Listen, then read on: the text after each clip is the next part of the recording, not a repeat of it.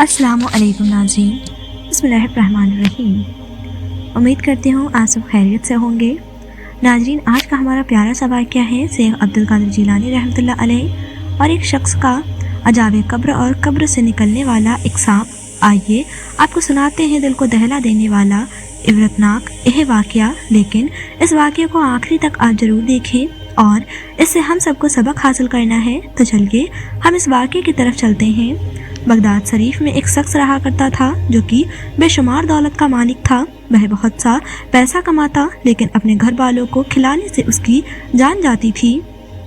कंजूसी उसकी हद से ज़्यादा थी। अल्लाह पाक ने उसको दौलत भी खूब दी हुई थी और हुस्न में भी बेमिसाल था। इसीलिए उसे इस बात पर घमंड था कि मेरे अंदर हर तरह की खूबी है और मुझ में कोई कमी नहीं। मैं मुकम्मल इंसान हूँ, कोई मुझ जैसा नहीं। अब यह बात तो वह मानता था कि उस जैसा कोई नहीं, लेकिन लोग उससे आजिज़ थे। उसके अंदर कोई ऐसी बुराई नहीं थी जो मौजूद ना हो। एक मुसलमान होकर भी कभी उसने नमाज नहीं पढ़ी थी। मुसलमान होने के नाम पर वह एक ऐसा धब्बा था कि लोग उसे देखकर सोचते कि क्या मुसलमान ऐसा होता है? क्या एक अल्लाह पाक के मानने वाले को ऐसा होना चाहिए? जवानी में उसने बदकिरदारी भी बहुत की, जबकि वह शादीशुदा था और उसके बच्चे भी थे। लेकिन फिर भी वह अयासी से बाज नहीं आता था, क्योंकि दौलत इंसान को या तो तबाह कर देती है या फिर वह इंसान अल्लाह के खौफ से अच्छे काम करता है, सखी बन जाता है, लुटाने वाला बन जाता है, लोगों की खिदमत करता है, लोगों का ख्याल रखता है और इंसानियत का दर्द उसके दिल में होता है। पर वो न सिर्फ अपने पैसों को संभाल कर रखता, बल्कि उन पैसों को किसी भी नेकी के काम में खर्च भी नहीं करता था। उस इंसान में इतनी बुराइयां थीं कि वह बुराइयों का अंबार बन गया था। हर कोई उसे कहता, ऐ शख्स, अल्लाह ताला तुझे हिदायत दे। वह कहता, मैं तुम लोगों की बातों में नहीं आने वाला। जाहिर सी बात है, मैं कमाता हूँ और अपने पैसों को मैं यूं ही किसी पर खर्च नहीं कर सकता। मेरे मामले में दखल अंदाजी करने वाले मुझे पसंद नहीं। मेरी मर्जी की मैं जो भी करूं। तुम कौन होते हो मुझे समझाने वाले, ये मुझे सिखाने वाले? उसके इस खराब रवैये की वजह से लोग उससे बात नहीं करते थे। सब कहते, तुम्हारी तो कोई माफ़ी नहीं है। अब वह शख्स जो कि कभी जरा सी भी नेकी नहीं करता था, इस बात पर घमंड करने लगा कि मेरे पास तो इतना पैसा है कि लोग मुझसे जलते हैं, भला मुझे कौन नीचे गिरा सकता है। लेकिन इंसान को नहीं पता कि वह तो महज मिट्टी का पुतला है, जिसके अंदर जान डालने वाली जात तो एक ही है और जान निकालने वाली जात भी वही है। यह उसकी गलत फहमी थी कि वह सब कुछ कर सकता है, दुनिया की हर नेमत पा सकता है, यहाँ तक कि उसकी सेहत और तंदुरुस्ती हमेशा रहने वाली है, जवानी भी ख़त्म नहीं होने वाली है। पर अल्लाह ताला अपने बंदे को बताता है कि मैं जिसके तुम मोहताज हो, मेरी मर्जी के बगैर तुम हिल भी नहीं सकते, सांस भी नहीं ले सकते, कोई फैसला नहीं कर सकते। तुम सब मेरी मर्जी पर चलने वाले हो। अब वह अकड़ कर चलने वाला एक दिन बिस्तर पर पड़ गया। उसकी बीमारी बहुत ही अजीब थी जो किसी को समझ नहीं आ रही थी। उस बीमारी में लाखों रुपए लग गए, लेकिन उसको सेहत ना मिली। यह तो उसके बस में था ही नहीं। वह इंसान जो कभी अपने आप पर घमंड करता था, आज वह बेबस हो गया, लाचार हो गया और बिस्तर पर पड़ा रहा। जो यह समझता था कि बुरे वक्त में उसके दोस्त काम आएंगे, उसका पैसा काम आएगा, और वह औरतें जिनके साथ वह रात में बदकिरदार करता था, कोई भी बुरे वक्त में उसके काम नहीं आया। उल्टा सबने उसे छोड़ दिया। उसकी बीमारी ऐसी थी कि लोग उसके कमरे तक में नहीं जाते थे। दिन ब दिन उसका चेहरा बिगड़ता जा रहा था, उसका बदन कमज़ोर होता जा रहा था, यहाँ तक कि वह हड्डियों का ढांचा बन गया। और एक दिन उसकी मौत आ गई, और ऐसी दर्दनाक मौत कि पूरा घर उसकी चीख से गूंज उठा। उसके घर वाले उसके हक में दुआ कर रहे थे, लेकिन अब कोई दुआ कबूल होने वाली नहीं थी। उसने अल्लाह ताला को नाराज़ किया था। घर वालों ने लोगों से उसके हक में दुआ के लिए कहा, लेकिन किसी ने भी उसके लिए दुआ के लिए हाथ नहीं उठाए, क्योंकि उसने लोगों को बहुत तंग किया था, उनका दिल दुखाया था। हर कोई उसे बद्दुआएं दे रहा था। फिर उसका इंतकाल हो गया। वह कहते हैं ना कि सब ठाट पड़ा रह जाएगा जब लाज चलेगा। बंजारा, ना दौलत काम आई, ना शोहरत, ना औरत काम आई, ना ही बीवी बच्चे औलाद भी काम नहीं आई। कुछ भी तो नहीं आया काम। इंसान सारी ज़िंदगी क्या करता है? کیا کماتا ہے؟ اس خوبصورتی میں جوانی کے پیچھے وہ پاگل ہوتا ہے، لیکن یہ خوبصورتی کسی کام نہیں آتی۔ اب وہ اکیلا تھا، اس قبر میں تنہا پڑا ہوا، بڑی مشکلوں سے اسے دفن کیا گیا تھا اور اس پر عذاب شروع ہو چکا تھا، دردناک عذاب جس کی کوئی معافی نہیں تھی۔ کوئی اس کو دعا دینے والا نہیں تھا کیونکہ ہر کسی کو اس نے ناراض کیا تھا۔ وہ اکیلا تھا، اس کا حال پوچھنے والا کوئی نہیں تھا۔ جن کو اپنا سمجھا بے اپنے نہیں نکلے، اور جو بیگار تھے وہ تو راستے میں ہی ساتھ چھوڑ گئے۔ اللہ کو بھی نہیں مانا، اچھے اعمال کیے نہیں، صدقہ اور خیرات میں کبھی آگے بڑھ کر حصہ نہیں لیا۔ وہاں کنجوس تھا، نہ تو کچھ خرید سکتا تھا، نہ ہی پیسوں کے بل پر خود کو بڑا بنا سکتا تھا۔ اب وہ تنہا وہاں پر لڑ رہا تھا، اور عذاب قبر بھیانک اور دردناک تھا، ایسا عذاب جس کے بارے میں سوچ کر بھی انسان کی روح کانپ جائے۔ روز کالے بچھو سے ڈنک مارتے، اس کی قبر کیڑوں سے بھر چکی تھی، جسے اللہ کو اس نے اپنی زندگی میں یاد نہیں کیا۔ اب اس کے منہ سے اسی کا نام نکل رہا تھا۔ اس کے گھر والوں نے اسے ایک گمنام اور ویران سنسان قبرستان میں دفنا دیا، کیونکہ ہر شخص نے منع کر دیا تھا کہ اسے ان کے قبرستان میں جگہ نہیں ملے گی۔ کوئی اسے دیکھنا بھی نہیں چاہتا تھا۔ جہاں اسے دفنایا گیا، اس کے آس پاس کے گھروں کے لوگ روز اس کی چیخیں سنتے اور دہل جاتے، وہ اللہ تعالیٰ سے معافی مانگتے، توبہ استغفار کرتے، لیکن انہیں یہ نہیں پتا تھا کہ یہ کس کی قبر ہے، کیونکہ کوئی بھی جاننے والا وہاں نہیں آتا تھا۔ ایک رات کا ذکر ہے، تہجد کا وقت تھا۔ ایک نیک انسان اس قبرستان کے پاس سے گزر رہا تھا جب اس نے ایک بڑا سا سانپ اپنے پاس سے گزرتے دیکھا۔ یہ سانپ عام سانپوں سے بہت بڑا تھا۔ وہ ڈر کے مارے پیچھے ہٹ گیا کہ کہیں وہ اسے دیکھ نہ لے، لیکن وہ سانپ سیدھا ایک الگ تھلگ پڑی قبر کے پاس جا پہنچا اور اس میں گھسنے لگا۔ اس کے بعد اس قبر سے دل دہلا دینے والی چیخیں آنے لگیں، جیسے کوئی بہت تکلیف میں ہو اور مدد کے لیے پکار رہا ہو۔ وہ آدمی یہ دیکھ کر کانپ اٹھا۔ اب تو اس کا دل کسی سوکھے پتے کی طرح تھر تھرانے لگا۔ اسے نہیں پتا تھا کہ یہ کس کی قبر تھی۔ اس نے سوچا، بیچارہ یہ تو قبر کا بہت برا عذاب ہے، اللہ پاک اس پر رحم کرے۔ وہ وہیں کھڑا ہو کر دیر تک دعا کرتا رہا اور پھر چلا گیا، لیکن جب وہ دوسری بار وہاں سے گزرا تو پھر سے وہی چیخیں سنائی دی۔ اس کا دل پھر کانپ گیا۔ اس نے کہا، یہ کون انسان ہے جسے اتنی تکلیف دی جا رہی ہے؟ اس نے اس کی قبر کے پاس جا کر فاتحہ پڑھی اور مغفرت کی دعا کی۔ اس نے اللہ تعالیٰ سے فریاد کی کہ اس کے عذاب کو کم کر دے، پھر وہاں سے چلا گیا۔ لیکن جب تیسری بار بھی کوئی کمی نہیں آئی اور وہ اسی طرح چیختا چلاتا رہا تو اس نے فیصلہ کیا کہ امام صاحب کے پاس جانا چاہیے۔ یہ جمعہ کا دن تھا۔ امام صاحب خطبہ دے رہے تھے۔ جب سب لوگ نماز پڑھ کر جا چکے تو وہ شخص ان کے پاس گیا اور کہنے لگا، حضرت، ایک بہت بڑی پریشانی کی بات ہے۔ مولانا نے پوچھا، یہ مسئلہ تمہارا ہے یا کسی اور کا؟ اس نے کہا، نہیں، اس کا مجھ سے کوئی تعلق نہیں ہے، نہ ہی میرے گھر والوں سے۔ میں تو بس اس شہر کے قبرستان سے گزر رہا تھا، وہاں بہت کم لوگ جاتے ہیں اور کوئی کسی کے لیے دعا بھی نہیں کرتا، ویران سا قبرستان ہے۔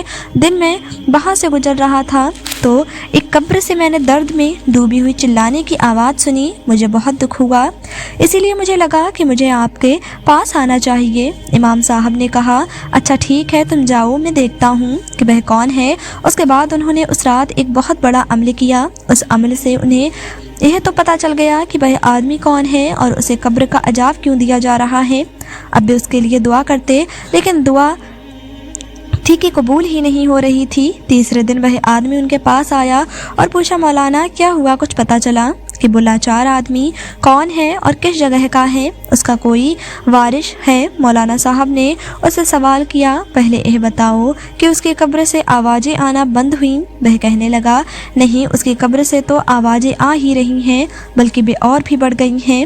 کل رات میں نے اس کی قبر کے پاس ایک بڑا سا سانپ بھی دیکھا۔ کیا آپ نے اس کے حق میں دعا نہیں کی؟ حضرت نے کہا، میں نے دعا کی ہے، لیکن مجھے لگتا ہے کہ میری دعا اس کے لیے قبول نہیں ہو سکتی۔ اب اس کے لیے تم کسی ایسی ہستی کے پاس جاؤ جو سب کی مدد کرتے ہیں اور جن کی دعا مستجاب ہوتی ہے۔ وہ دعا کریں تو اللہ تعالیٰ ان کی دعا کو ٹال نہیں سکتا، کیونکہ میرے پاس اس کے لیے کوئی حل نہیں ہے اور نہ ہی میں اس کے لیے کچھ کر سکتا ہوں۔ اس آدمی نے کہا، آپ تو اتنے بڑے امام ہیں، پھر بھی آپ کی دعا قبول نہیں ہو رہی۔ امام صاحب کہنے لگے، اس نے اتنا بڑا گناہ کیا ہے کہ اگر میں اس کے لیے دعا کروں گا بھی تو وہ دعا نہیں سنی جائے گی۔ اس نے پوچھا پھر آپ کس کی بات کر رہے ہیں؟ وہ ہستی کون ہے؟ انہوں نے کہا سوائے شہنشاہ بغداد کے اور کوئی نہیں ہو سکتا۔ وہ سید الاسیار الافراد شیخ پیران پیر دستگیر شیخ عبد القادر جیلانی رحمۃ اللہ علیہ ہیں۔ تم ان کے پاس جاؤ، ان کے دربار میں لوگ اپنے مسائل لے کر آتے ہیں اور انہی سے مدد مانگتے ہیں۔ وہ شخص سوچنے لگا میں بھی حضرت شیخ عبد القادر جیلانی رحمۃ اللہ علیہ کی عظیم بارگاہ میں حاضر ہو کر ان سے التجا کروں گا کہ اس قبر والے بدحال شخص کے بارے میں غور فرمائیں۔ آخر اس نے ایسا کون سا عمل کیا ہے کہ جس کی سزا اتنی بڑی ہے اور جس کے بارے میں مولانا بھی کچھ نہیں بتا رہے؟ مجھے تو ان کے پاس ہی جانا پڑے گا۔ وہ سوچنے لگا، ڈرتے ڈرتے کانپتے دل کے ساتھ وہ محبوب سبحانی قطب ربانی دربار میں پہنچا۔ اپنی باری آنے پر اس نے غوث الورا کی خدمت میں حاضر ہو کر عرض کیا، حضور والا، میں ایک دن فلاں قبرستان کے پاس سے گزر رہا تھا تو مجھے قبر کے اندر سے حلق پھاڑ کر چلانے کی آواز آئی، وہاں تک کہ ایک بہت بڑا سانپ جو عام سانپوں جیسا نہیں تھا بلکہ کچھ الگ ہی جسم کا تھا مجھے نظر آیا۔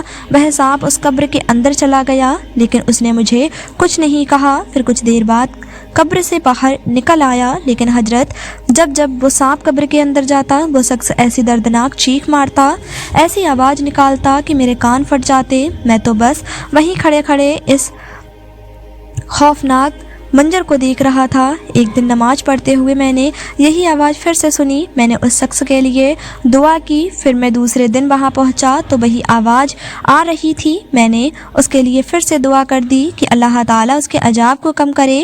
حضرت میں لوگوں کے پاس گیا اور ان سے پوچھا کہ قبرستان میں یہ قبر کس کی ہے؟ انہوں نے کہا ہمیں نہیں پتہ، لیکن ابھی کچھ دن پہلے اسے کچھ لوگ یہاں دفنا کر گئے ہیں، ہم نہیں جانتے کہ یہ کون ہے۔ حضور میں اس کو نہیں جانتا، لیکن یقین مانیے اس کی وہ چیخ کی آواز سن کر آج بھی میرے ہاتھ کانپ جاتے ہیں۔ میں کتنی راتوں سے سو نہیں سکا، وہ بہت تکلیف میں ہے، بہت درد میں ہے۔ جو بھی ہے میرا اس سے کوئی ذاتی واسطہ نہیں، بس انسانیت کے درد کو سینے میں لے کر میں آپ کی عزت والی بارگاہ میں حاضر ہوا ہوں، کیونکہ آپ سب کی التجا سنتے ہیں، اسی لیے آپ کے پاس اپنی عرضی پیش کر رہا ہوں۔ آپ رحمۃ اللہ علیہ اس کے لیے دعا کیجیے، آپ کی ہر دعا قبول ہوتی ہے اور آپ سب کی مدد کرتے ہیں۔ اللہ تعالیٰ سے دعا کریں نہ جانے اس نے کون سا عمل کیا ہے جس کی وجہ سے اسے یہ عذاب دیا جا رہا ہے۔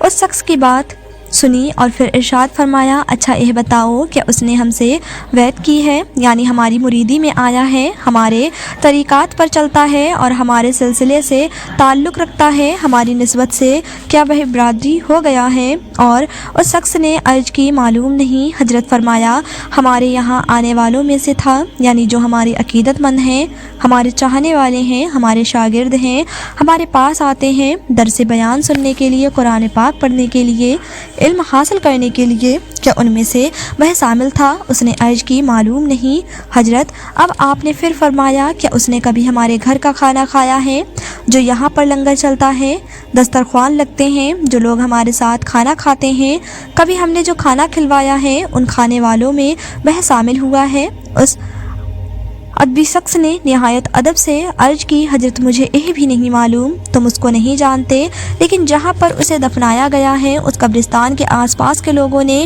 جنہوں نے اسے دفن ہوتے دیکھا ہے ان سے پوچھو جو ہم نے تم سے پوچھا ہے، تم سے سوال کیے ہیں ان کے جواب ان لوگوں سے جا کر پوچھو۔ اب حضور غوث العظم رحمۃ اللہ علیہ اس بات کا حل خود بھی نکال سکتے تھے، لیکن چونکہ لوگ یہی کہتے کہ کیسے آپ کو پتا، کیا آپ کوئی جادوگر ہیں؟ آج اللہ آپ کو کیسے پتہ چل گیا اس شخص کے بارے میں؟ اسی لیے آپ نے مسلط سے اس شخص سے کہہ دی جاؤ لوگوں سے جا کر پوچھو، پھر یہاں آنا۔ اب وہ شخص وہاں سے اس قبرستان کے آس پاس کی آبادی کی طرف چل گیا۔ وہاں جا کر اس نے ان لوگوں سے پوچھا کہ آپ لوگ اس شخص کو جانتے ہیں جو اس قبرستان میں دفن کیا گیا ہے؟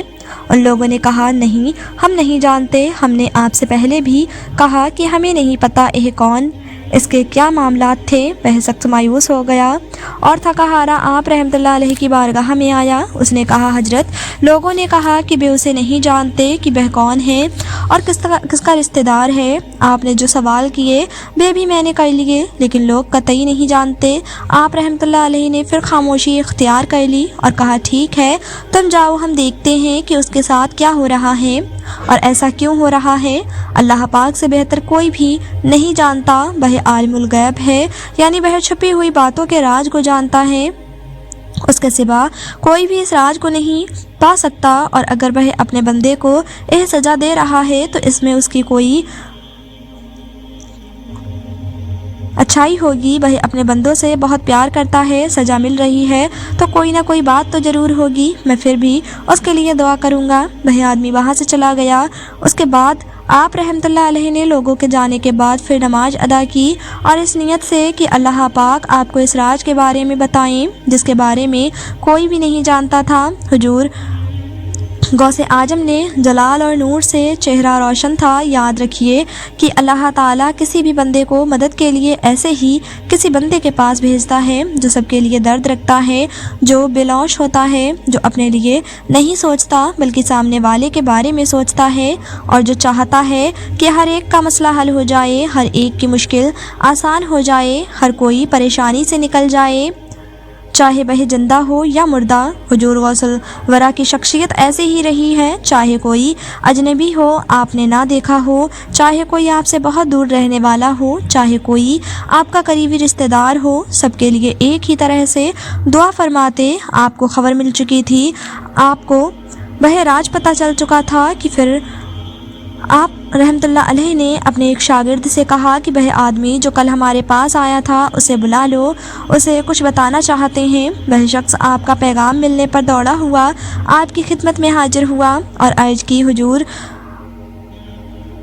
غوث اعظم، کیا پتہ چلا آپ کو اور اس شخص کے ساتھ کیا ہوا؟ آپ نے ارشاد فرمایا، کل رات ہم نے اللہ کا ذکر کیا، اس کے ساتھ کیا معاملہ ہے؟ یہ قبر میں اٹھنے والا بھی نہیں، ضرور اس نے مخلوق کو ناراض کیا ہوگا، تبھی تو سب اس سے ناراض ہیں، یا اللہ تعالیٰ کیا اس کی مغفرت نہیں ہو سکتی؟ جواب ملا، نہیں، اس کی مغفرت نہیں ہو سکتی، اس نے اپنے گناہوں سے زمین کو بھر دیا تھا، لوگ اس کے لیے بد دعا کرتے تھے، اس نے سب کو ناراض کیا تھا، سب کو تنگ کیا تھا، اس نے زنا کیا، حرام کاری کی، سب سے بڑی بات مال پر سانپ بن کر بیٹھا رہا، کنجوس تھا، اور کنجوسی ایسی کہ کسی کی مدد نہیں کرتا تھا، نہ گھر والوں کی نہ باہر والوں کی۔ اب سوچئے، جب ایک شخص جس نے کبھی کوئی اچھا کام کیا ہی نہیں، وہ گناہوں میں لت پت تھا، نیکیوں کا کوئی کام اس نے نہیں کیا تھا، ہر ایک کا دل دکھایا تھا، ہر ایک کے ساتھ برا کیا تھا، بیوی کو خوش نہیں کیا تھا،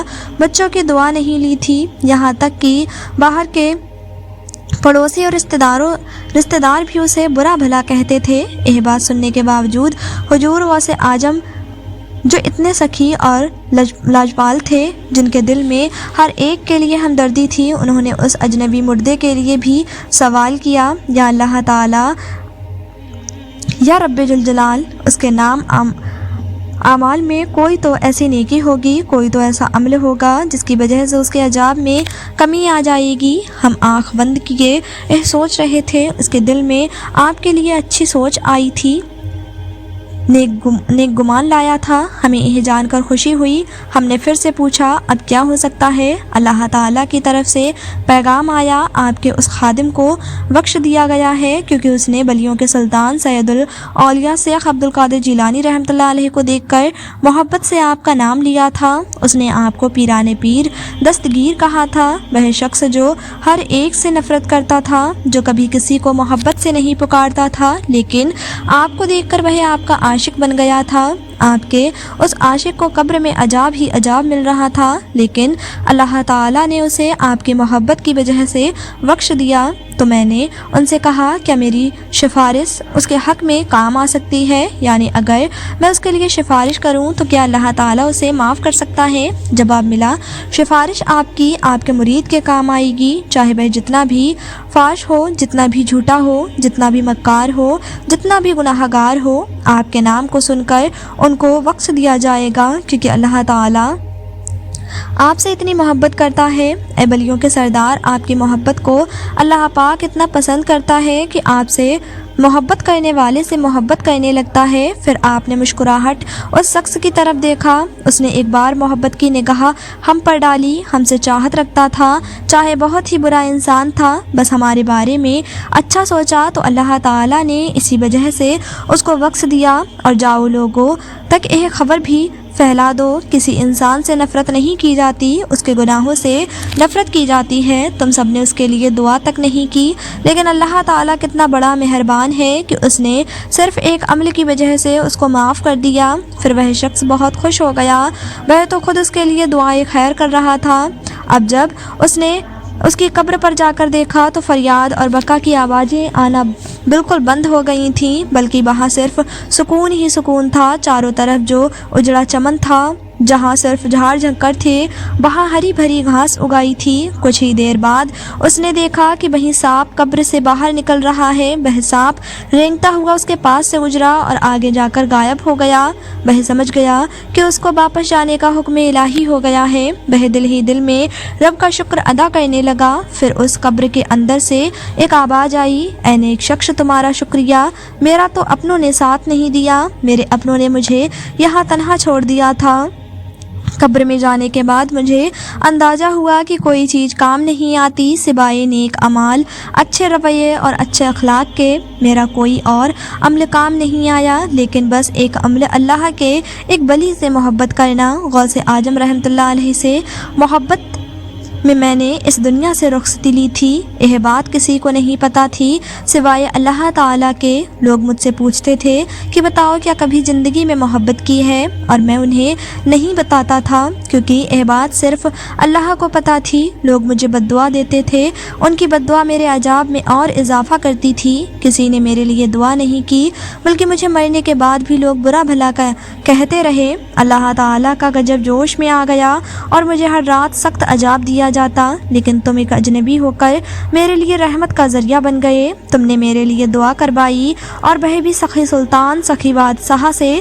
انہوں نے یہ نہیں دیکھا کہ میں نے کیا کیا اور کیا نہیں، بس اللہ تعالیٰ نے ان کے نام پر مجھے بخش دیا۔ اللہ کے وہ بلی اتنے بڑے ہیں تو پھر سوچو اللہ تعالیٰ کتنا بڑا ہوگا۔ جا کر لوگوں سے کہو کہ عبرت حاصل کریں، میری زندگی سے دیکھیں کہ جو بلیوں سے محبت کرتا ہے، اللہ تعالیٰ اسے چاہے کتنا بھی گناہ گار کیوں نہ ہو اس کی قبر میں عذاب نہیں دیتا۔